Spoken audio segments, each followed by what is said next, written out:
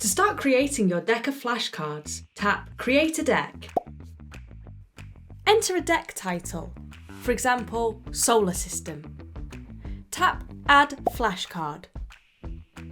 Name your flashcard with something memorable like the topic of the flashcard, or if you're creating a presentation, perhaps the name of the presentation slide.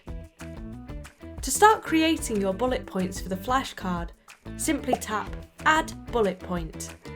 We recommend using 3 to 5 key trigger words to summarise your point instead of full sentences. You can also add additional information by using our safety net feature. You can access a safety net by tapping on the symbol on the right-hand side of the bullet point. This allows you to add extra information to the bullet point, such as additional text or an image. You can use this information to support you further when you're presenting your content.